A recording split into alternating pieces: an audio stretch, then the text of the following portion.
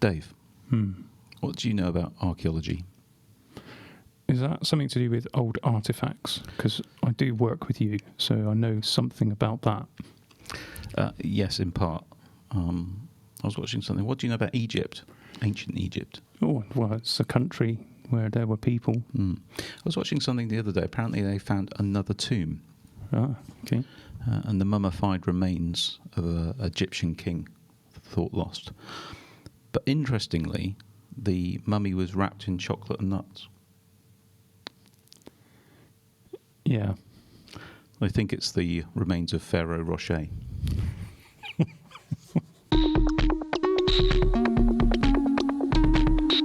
That's you are now going to have to explain probably what Ferrero Rocher is. You're going to have to explain your joke, Pete, and I always find that's the best type of joke, isn't it? The ones that you have to go through. Well, anyone in the UK probably knows what a Ferrero Rocher is.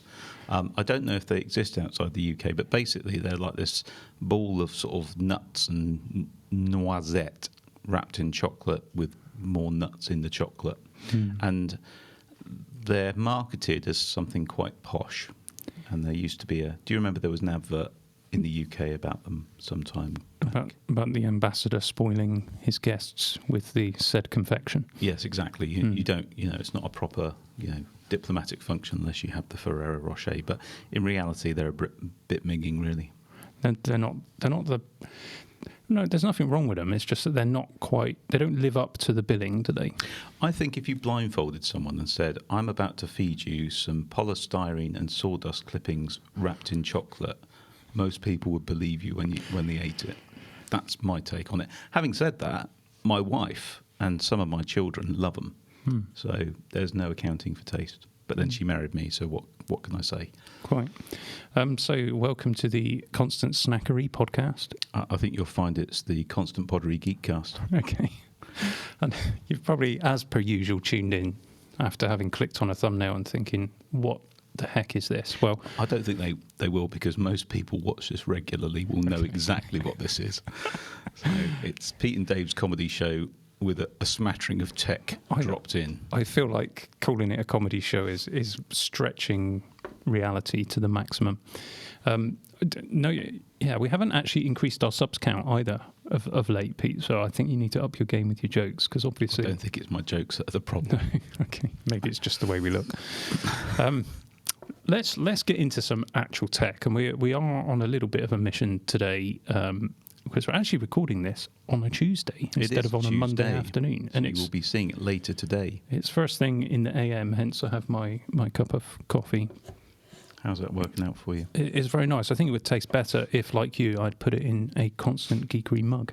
If only they were available for purchase. If only. Oh, I feel like we're selling out big time here. What's going on in the world of tech? Is anything happening in Western Digital land? Yes, Western Digital are reporting that they have a NAND flash storage contamination. So without getting into massive detail on this, a bit of a manufacturing problem, a contamination has caused the loss of 6.5 exabytes of flash storage. That's a lot of storage capacity. That is 6.5 billion gigabytes. So, yeah, it is quite a lot. And that could cause the price of NAND flash to increase. So consumers, you might see this in increased storage pricing. Mind you, with prices going down in pretty much every other area of life, then it probably will balance out. I like the use of... I see you've deployed the sarcasm there, Pete. Sarcasm has been deployed. Do you know what I find interesting? And we don't want to get political or anything. This is more of a Dave rant, okay? It's that... Rant of the week. Every company, whenever they do anything or give up rubbish service at the moment, it's because of COVID. What absolute rubbish, honestly. They just blame COVID for everything. It's like, oh, we couldn't be bothered, let's blame COVID. And also the prices of everything going massively up. And yet, for a lot of these big corporations, their profits also seem to be skyrocketing. So that is interesting. That is curious, isn't it? Let's move on.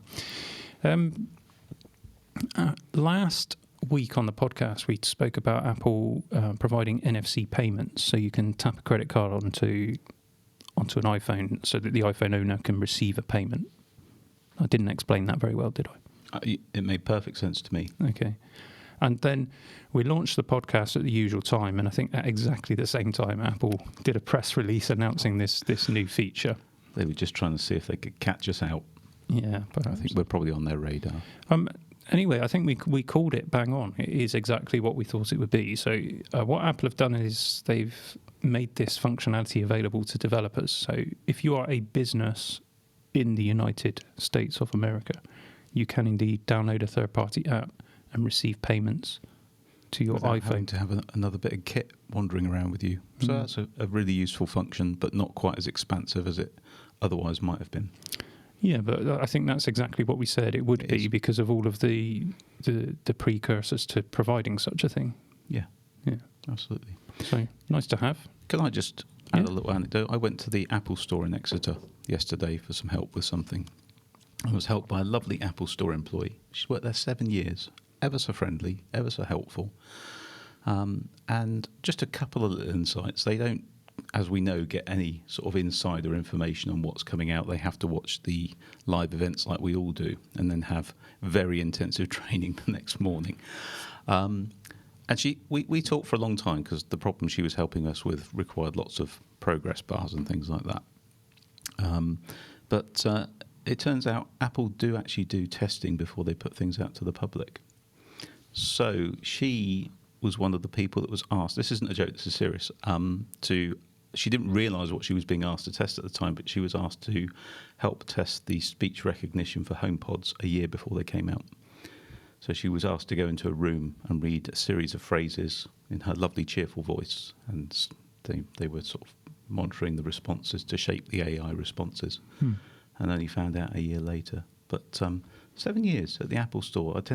I must admit, I tended to think of it as a temporary position for a lot of people, but I was really impressed with that. And she did say also how well Apple look after their employees. So we often talk about how we don't like Apple as a company, and that's still true in many ways. But also, there are some very good things about Apple and how they look after their employees. So I just thought that was worth a shout out, and thank you to Apple Exeter for their help yesterday. I have to say, we deal mainly with the Exeter store, and they have been very good most of the time.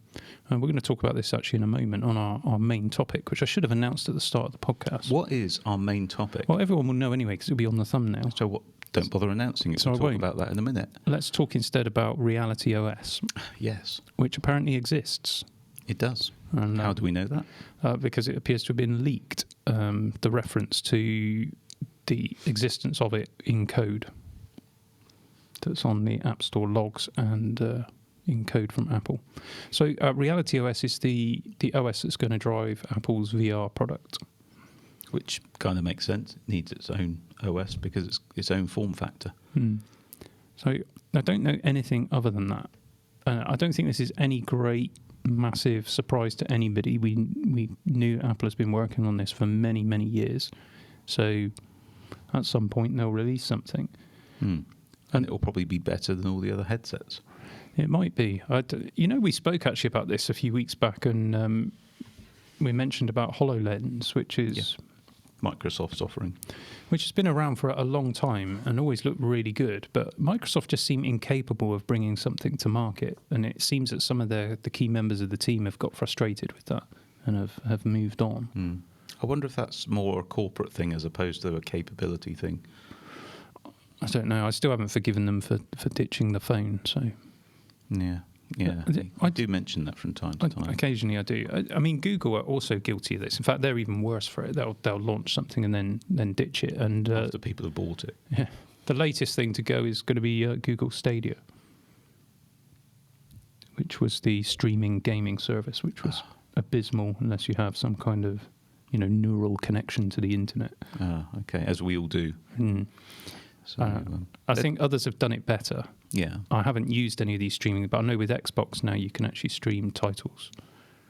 Okay, that's cool. So if you've got a fast internet connection, you don't need to have a huge console, But there's always, whatever you do, there's always going to be latency, which is going to affect serious gamers. Depends what game you're playing, but... Yeah, turn-based RPGs, maybe not so much. Probably not. But, I wonder if it goes back to the old mantra that Steve Jobs had of just ship. You've got to ship. Just be careful to properly enunciate your P's there. Chip. Yeah.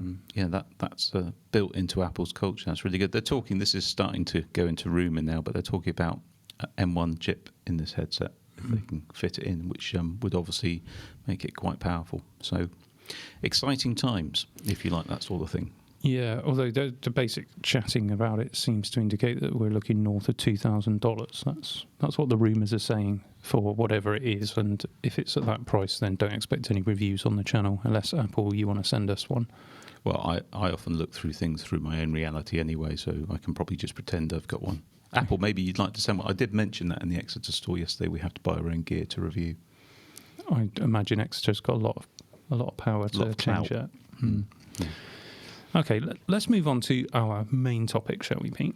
What is our main topic this week, Dave? Should you buy AppleCare?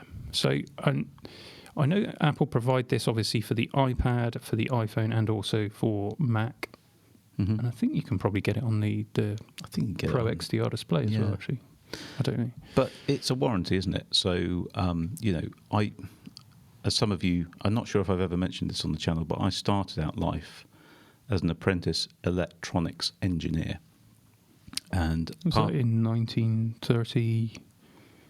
Yeah, so, I was there polishing the valves on things. Cheeky thing. Did you start your apprenticeship before colour? Were you in black and white when you did your apprenticeship? In the 1930s. That's the one. Yes, thanks very much. That's no problem. And something I learned very early on is in the production facility in which I worked when things were made in the UK, actually built here. We had a whole quality control department, and what they used to do is they used to put these electronic components, or not the components, but the actually built units into testing environments. So they would be pressurized, heat, cold, vibration, to accelerate the lifespan of this particular product, which had to be used in rugged environments. But they said, if something's going to go on an electronic component, it will normally go within a year of its lifespan, well within a year, normally in a few months. After that, you tend to have, pretty rock solid reliability. So that's how they used to test it. If it was good for a year of simulation, it was fine. And I can remember my boss saying at the time, that's why you never buy extended warranties for things like televisions or that, because if it's going to go, it's going to go within the 12 months. Of course, things have been engineered, I suspect, software-wise now to change that, but that was back in the 90s, so it was a long time ago. Okay, so that's an interesting take, because you immediately think of AppleCare as a warranty product, but I'm going to seek to change your mind in the course of this podcast. Are you? But first of all, let's just talk about consumer rights. And the slight issue we have here is that we have an international audience, and I don't have all of the legal details for every country, so we can only really talk about the UK here. But be very keen for listeners to type your experience. And if you're just listening to the podcast, as I know hundreds of you do each week, you can log on to youtube.com/theconstantgeekery podcast and leave a comment. If you know something about the consumer rules in your country, it'd be interesting to get an idea of what the different global landscape looks like. Oh, I like that, global landscape. I have a feeling that in the US, they don't have the same consumer protections that we do here in the UK. I could be wrong about that.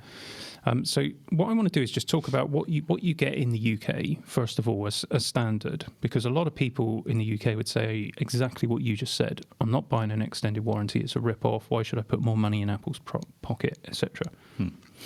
So your rights as a consumer when it comes to electronic goods. So under English law, you've got 6 years from the date of delivery of the product to have these rights. So that means if a fault develops in that time, which renders the product unfit for the purpose which it was intended, then you are entitled to a free repair. And if that repair isn't successful, you're entitled then to a replacement or a refund, even if that happens 5 years and 11 months in. However, what some people don't understand is that fair wear and tear is considered. So it has to be reasonable. If you're buying a Mac, for example, it's perfectly reasonable that it should last 6 years. Easily. Yeah. And I regularly get comments from people on the channel who are saying, I'm considering replacing now my 2012 iMac. They've had their computer for 10 years and they're now looking for a replacement. And you hear that all the time with Apple. And that's been our experience as well. They do last. They do. But let's be very upfront and clear. We've had our fair share of Apple products fail as well. Yeah. And we've got a decent proportional representation with the amount of product we've bought over the lifespan of both us working together. You've had machines, and certainly since we've run our digital agency, we've had hundreds. Yeah, and including PCs as well. And I wouldn't have said Apple are any more reliable than PCs in terms of failure rates, but they do last longer. Yeah, definitely. And that reflects in their resale value a lot of the time, I think. Yeah. So those things are good to consider. But so coming back to this 6 years thing, that doesn't mean that you've got an unlimited warranty for 6 years automatically from Apple, because the entity that must provide you with the remedy is the retailer who sells you the device. And so herein, if you're going for a cheaper device from somewhere like Amazon, then it's up to Amazon to provide the remedy, because you can get the base models from Amazon for often £100 less or something on the MacBook Air. Yep. And we do indeed buy those for the business. We absolutely do. Yeah. Makes sense. So just bear that in mind. So if you want the best possible warranty, you've got to go to the Apple Store and buy your product, or you've got to buy it direct from Apple. And if you do that, then Apple are very upfront. You'll find it all over their website. They describe consumer law and what remedies you get. What this doesn't cover you for is any kind of self-inflicted damage. So if you get water ingress or liquid damage on your machine, which is very common. If you headbutt your screen. If you headbutt your screen, which is very common, again. And Apple know as well, there's little devices inside the machine which can detect whether or not there's been water ingress or liquid ingress. Is there? Yeah. Interesting. So and you might drop it or damage it in other ways, and obviously that's not covered either. So it's only manufacturing defects that are covered. Which, is why it's a warranty. Yeah. And it doesn't mean that you can walk straight into the Apple Store and get an immediate replacement either. What you're entitled to is a repair. However, what Apple will often do is just give you a replacement refurbished item of the same specification, and that's how they tend to deal with it. And then they'll take yours in and they'll refurbish that, and that'll go to someone else. So you're not waiting forever for it to be fixed. That's it. Okay, makes sense. So you can fall foul of this if you've bought your machine from somewhere else.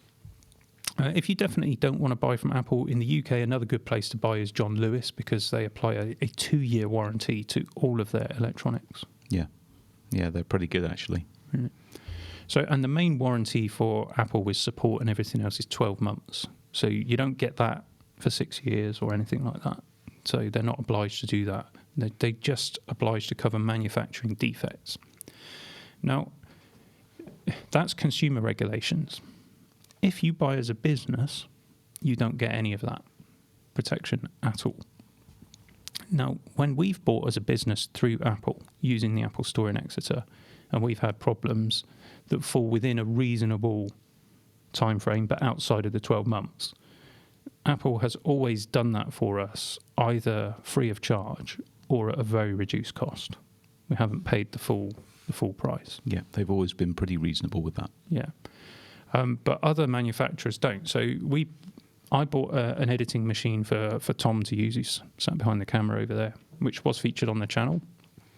It didn't really work for us because that particular combination didn't work very well with Blackmagic Raw, which kind of defeated the purpose of buying the laptop. So we bought it into our business. So one of our senior web developers got that machine. So it's a Core i9, 8-core, 15-inch MacBook Pro, top spec job, 32 gigs of RAM, very nice. VTOL.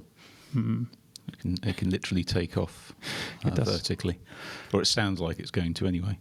I don't think it was actually as bad as the i7 versions we had. Anyway, after 18 months, it completely died. And So therefore, our sysadmin guy took it down to the Apple store, and because we didn't buy it from Apple, we bought it from a company called Jigsaw24. Of course, Apple are not obliged to do anything for us, so they just gave us a price for the repair. I thought, I'm going to take it up with Jigsaw24, so I contacted Jigsaw24, and their immediate response was, you'll be paying us this much for the repair. So that without any kind of consideration whatsoever into the fact that they shipped a faulty product. Yep.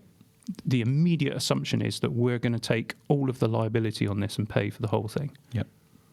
Shocking. It's absolutely disgusting behaviour, and that's why we won't be shopping ever again from Jigsaw24, because it just wasn't reasonable. That's not reasonable on a £3,500 laptop that's 18 months old. That's not reasonable behaviour. No. I'd accept some cost, but no, not that. And particularly when the device was in immaculate condition, it had been looked after beautifully. It's a defective product. But it's outside of its warranty and there's no consumer rules applying. Under a business contract, there is a requirement for the company to provide a product that's suitable and fit for purpose. So I would say a laptop of that quality and price point that fails after that amount of time is not fit for purpose. I'd agree. Now, we could take Jigsaw24 to court and fight it all out, but what's the point in doing that? It's just too much aggravation. It's too short. We'll just mention it on here and see what happens. Yeah, we'll vote with our feet. Yeah. So their repair, they wouldn't give us fixed price quote for the repair. Oh, wow. Okay. And were asking me to sign off on doing this without actually giving me a proper quote. So we ended up just taking it back to Apple, and we paid them £800 or something to fix it. And at least you know that the screws weren't going to be coloured in silver. You can take what you want from that. I mean, at the end of the day, we didn't have a choice, and it's a business cost, and we swallowed it. But we've changed our entire purchasing policy off the back of that, so we won't be doing that anymore. And we are buying AppleCare. So just before we go into that, it's just we mentioned customer service either last week or in a very recent podcast, and that's a really good example of where that's a very short-sighted view from Jigsaw24, because they've lost out on a company that is buying huge amounts of Apple equipment. Not just Apple equipment, but camera gear, Blackmagic stuff. All of that is stuff that they sell and that we have bought from them in the past. Yeah, so don't underestimate how powerful good or bad customer service can be. Yeah. And in this case, we're talking about £800. If they'd have come back and said, look, we'll go halves with you on it, £400, I've been absolutely delighted with that. That seems perfectly reasonable and fair to me. The thing that irritated me was that immediate assumption that we are accepting all of the liability and they don't have any liability whatsoever for shipping us a product that was not fit for purpose. So that's why, I mean, we don't often name and shame on the channel, but I do feel that they deserve that, because that's poor service. Definitely. And companies are getting called out on poor service, and not for today, but I think we need to talk about the Newegg saga as well at some point. Well, perhaps at the end of this, I would like to raise something I'm about to start, which is very relevant to this 6-year consumer rights. Okay. We'll perhaps follow it over the course of several podcasts. Maybe, depending on the outcome, even do a video on the main channel about it, but I'll bring that up at the end. So AppleCare extends your warranty, right? No. It's an insurance product. So, and I think this is the way that you need to view it.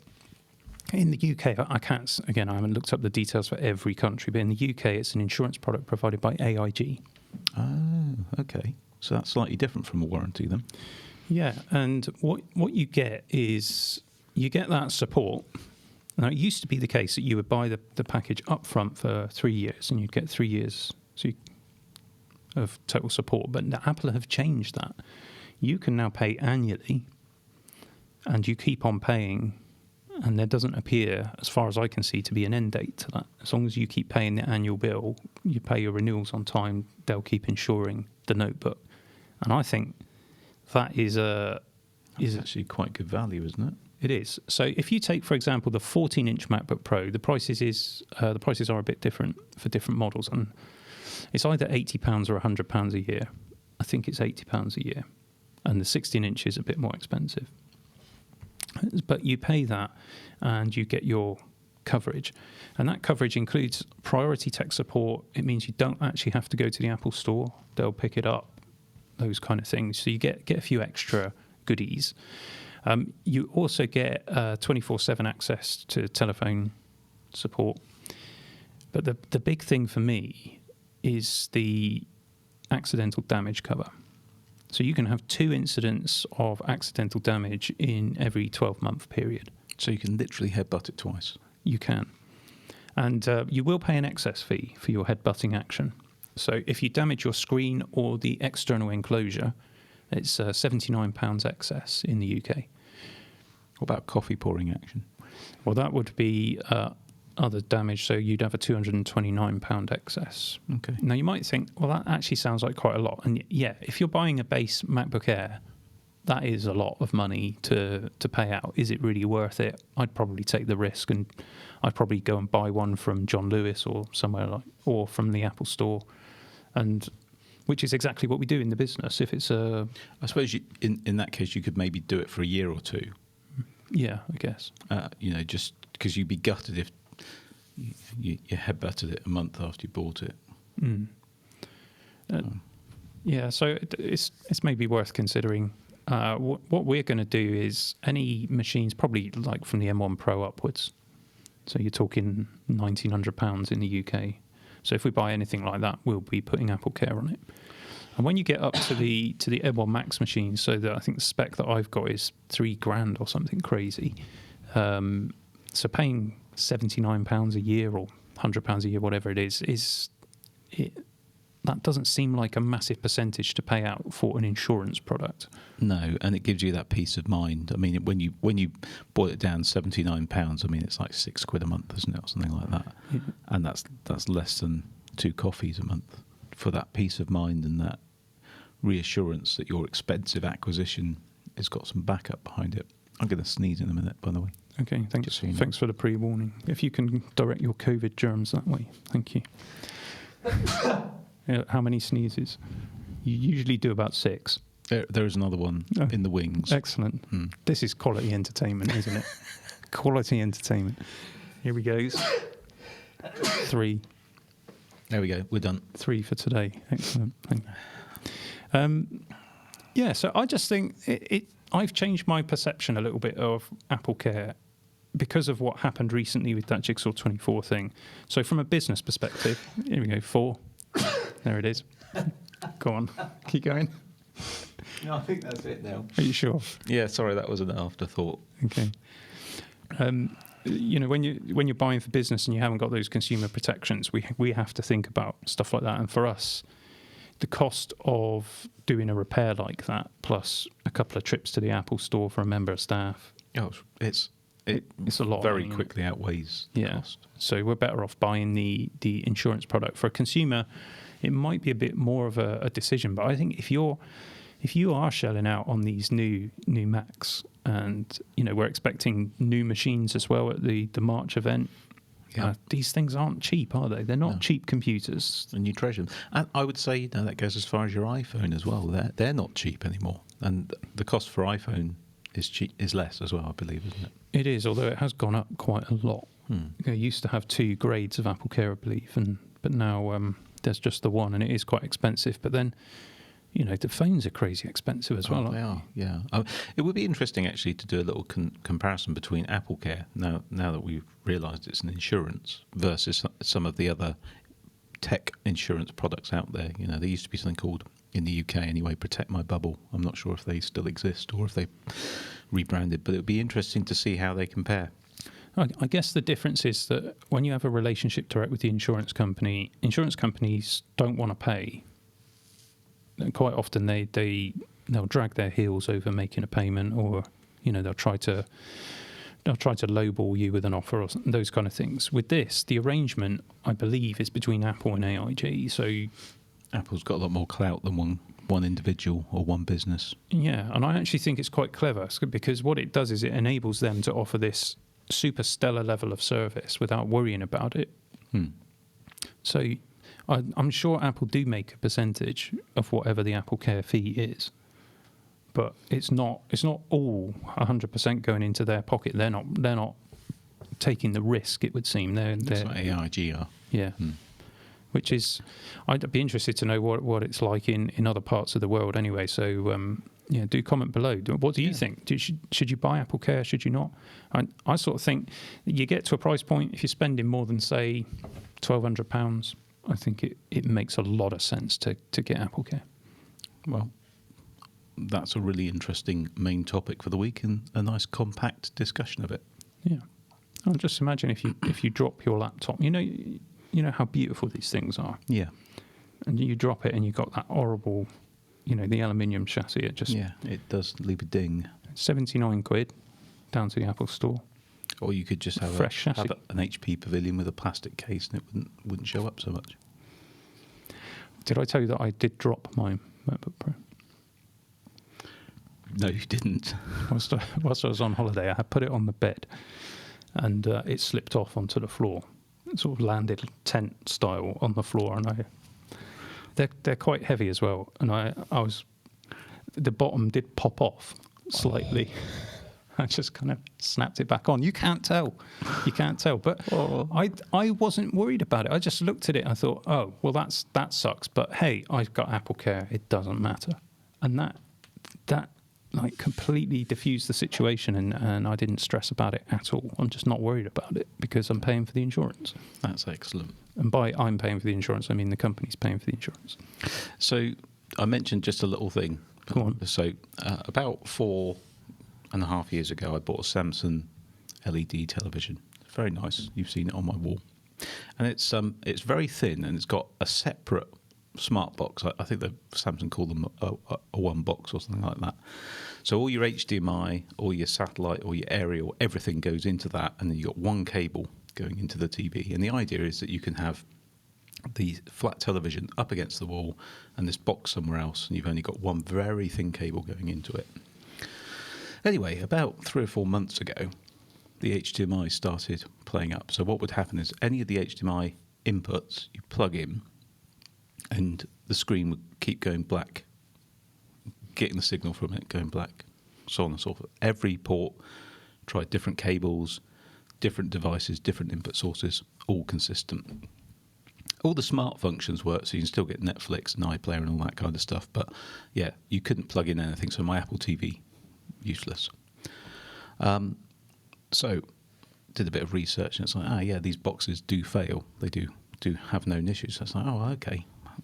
Go and find a new box. Well, apart from getting ones on eBay with dubious history, Samsung don't provide that as a separate item from your very expensive television. It's just not. Yeah, it's just a separate box that you plug in. So you mentioned our 6-year consumer laws earlier. This would fall exactly into that. And a lot of people, I think, don't realise they have those rights. So they probably, after 4 years, think, well, that's really frustrating. But what would most people do? Buy a new telly. Yeah, because they don't realise they can do this. So I'm going to actually be taking this back to the store, or at least raising it with the store and seeing what they do.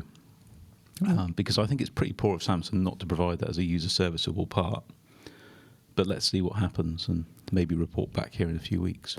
Well, I would say a television is expected to last longer than 6 years, so they'll be obliged to, by law, to give you a repair, Pete. New box will be fine.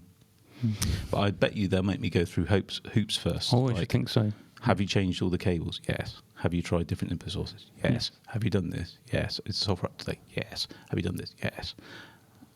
Yeah, because I've already done that, but I'll have to do it again. Yes, of course you will. And then I'll have to do it again. Probably. And yeah. You'll have to do it for the first guy, then for the supervisor. And then you'll probably have to do it again after that. Yeah. Anyway, we said we'd be brief today, so I guess it's time for the Rumour Mill. It is. We're going to play the jingle from last week because it's so good. Yeah. And I haven't got it on my iPad, so Tom, you just have to Tom's going to edit it in. Nice graphic. Constant geekery, you already know the name. Turn the volume up, this is Pete and Dave. What rumours have you heard? Let us test the claim. Are they facts or are they lies? Let us play the game. Let's talk about the tech, come and see what is up next. Now you're tuned in to the Rumour Mill. Tell me, is it true? Are they doing it for views? You're now tuned in to the Rumour Mill. Well, let's find out. Nowhere You're now tuned in to the Rumour Mill. Knock, knock. Who's there? Europe. Europe who? That's not very nice, is it? Welcome to the Rumour Mill, everyone. So, first up on the Rumour Mill, 3 new Mac model numbers have been filed Yes. ahead of the event, which we think is going to be March the 8th. Well, that's what the everyone's rumour, saying so anyway. it'll probably be March the 16th. Possibly. So this is the Eurasian Economic Database. Last time Apple filed Mac product numbers in this particular database, there were 2 of them, and we then got the MacBook Pro 14-inch and 16-inch. So you might deduce from this that there are 3 new Macs coming imminently. The question is... Which ones are they? Yeah, don't know the answer to that. No. I don't think we should even speculate here. No, I think we're going to save that for a pre-event episode, and maybe we'll do a bit of a Q&A as well, but we'll talk about that in the next podcast probably. So the question is, what do we think about this rumour? Are there 3 new Macs coming, Pete? Yes. I'm going to make this a green rumour for myself. Yeah, I'd say green as well. However, what do we mean by 3 new Macs? So a new product number might come for a new generation of a product. Doesn't mean that the product gets redesigned. No. So it could be an update. There's lots of people talking about all sorts of different things at the moment. And again, we won't get into that. I suspect the most likely things are a larger iMac. And we're talking about it. You said we wouldn't talk about it, and now you're doing it. You just can't help yourself, can you? I can't. Sorry. Could be a Mac Mini Pro. Oh, but now I'm doing it. No, you're doing it. Just pack it in. Let's move on to the next rumour. We say green. We say green. We say green. We say green. There's new Macs coming. Will they come in March? Go on. A supplementary rumour question. Will they come in March? I'm going to put that as amber. Amber for me as well. I think. French for amber. Is it though? No. No. What is the French for amber? Perhaps someone can help us out in the comments. Jean Rouge.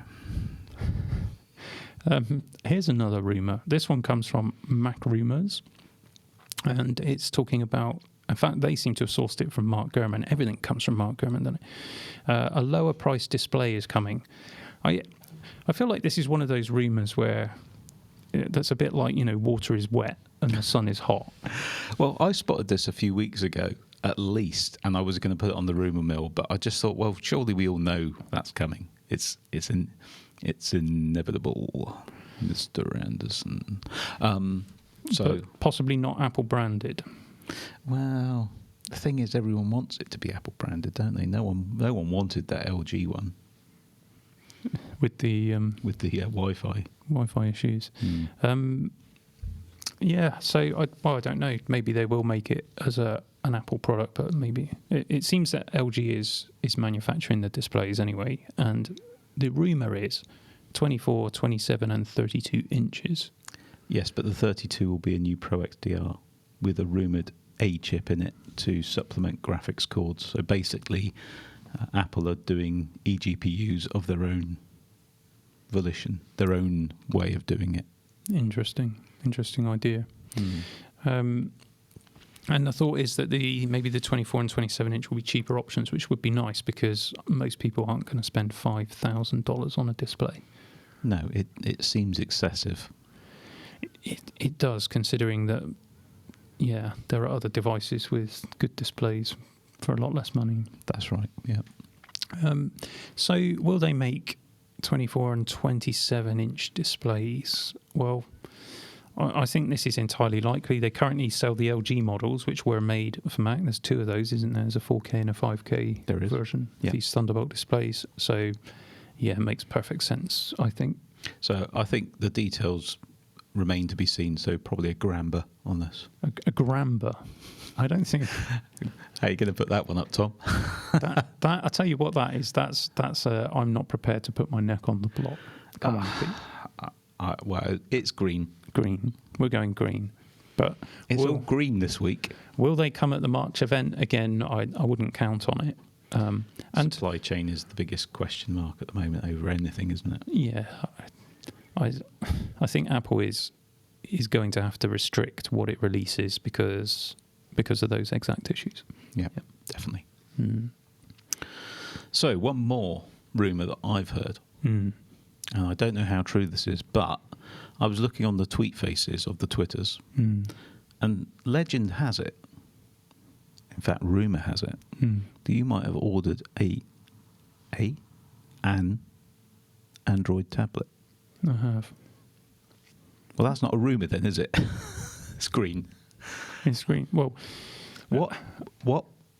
Well, you know, I said back along, I'd gone into the shop and I'd looked at the Samsung Galaxy Tab S7, and I was very impressed with the way the screen looked, and I really liked the DeX thing. And if you'll recall, Pete, I was a Samsung tablet user back in the day. Oh, yeah, you wouldn't stop going on about how great it was. Didn't you buy one of them off me? I did. Well, there you go. And sold it again. Yeah. And my wife dropped an ironing board on the other one. Made it go flat. It was a really nice. I can't remember the model of that. It's the one that came after the Note. The Galaxy Tab Pro. I don't know what it was. Because it was white and it had like shiny chrome bezels. Funnily enough, I was actually helping a friend with one of those last night because it only goes up to Andrew 5.01, and she was trying to run an app that needs 5.02.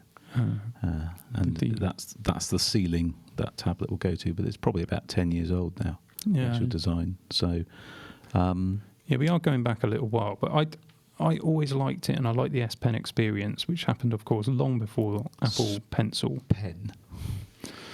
So I'll tell you why I'm interested in this. I want to try it out. So I've ordered the smaller S8 version of it. What's interesting is that it comes with the pen, which magnetically attaches to the back and charges, like the Apple Pencil. Like this one, but it comes with it, as opposed to you taking out a small mortgage for the extension. Plus you get a 120 hertz screen. Right. I wonder if you get shadowing around the edges. You won't. I haven't. Because it's OLED, so you'll get burn-in instead, probably. Okay. Samsung are offering it with the keyboard cover free. Okay.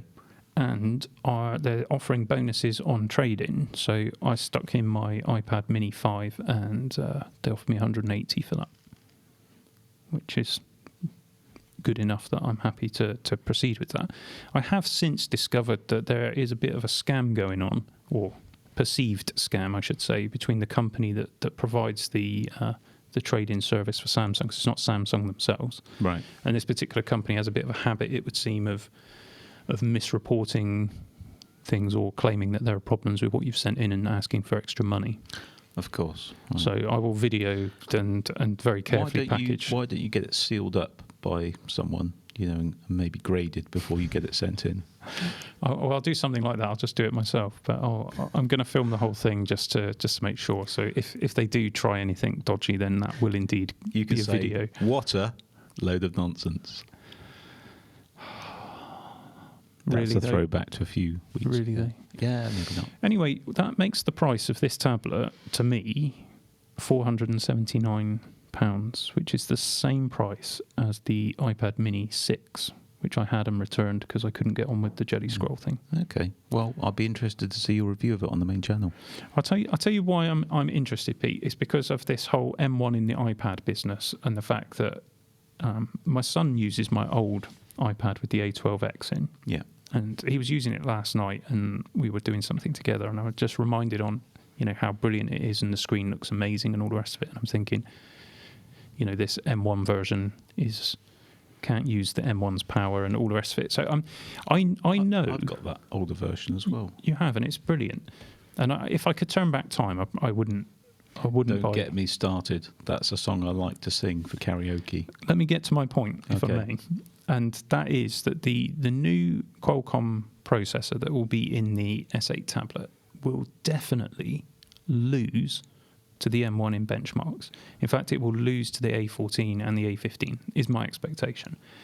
But in the real world, will you be able to tell any difference? I'll be fascinated to find out the answer. And I understand why you've got it. So for all my mocking, I'll be interested to see what happens. Assuming Samsung ever ship it, I haven't had any kind of confirmation yet. So, Well, we'll see. we'll see. So the rumour is you've got one. I'd say that's green.